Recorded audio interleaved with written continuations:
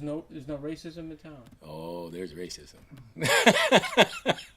we it's held in.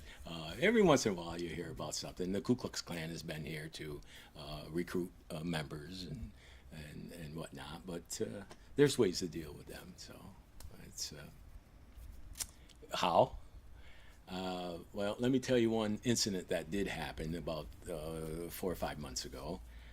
They were recruiting for the Ku Klux Klan members, and they were putting flyers on cars and trying to recruit people to get into the Klan.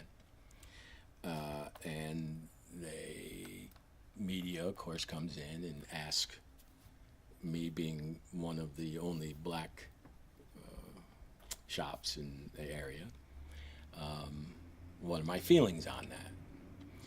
Well, I went down into my cabinet here and I pulled out a piece that I have collected, and it was a medallion. And in the medallion, it was a brass medallion, and in the medallion was punched out KKK. And it said, a member in good standing. And that was a medallion that they wore.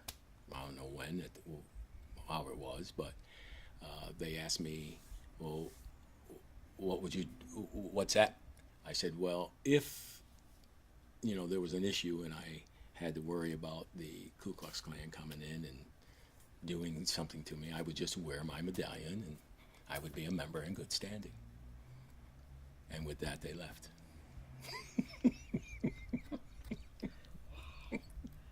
Wow, does it bother you that it's up this far north?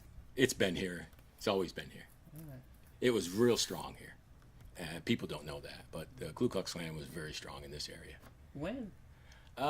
Probably, I know in 1923 in Sharon Springs, and I have the proof to prove it, there was a member, he was the Grand Marshal of the Ku Klux Klan, and he was the orator at the graduation in Sharon Springs in 1923. He was the main speaker.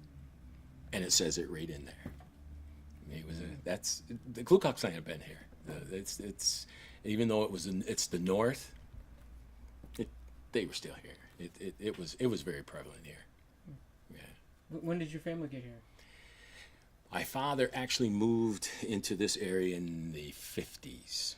Yeah, early 50s, 51, 52. Came into my father's from Florida, and my mother's from Utica. He came up and they met, and then that's how they got together here, and that's how we became members of the community. Lived in Fort Plain for a couple of years, and then moved to Canajoharie and been there since. Okay, wow. That's pretty wild stuff. Wow,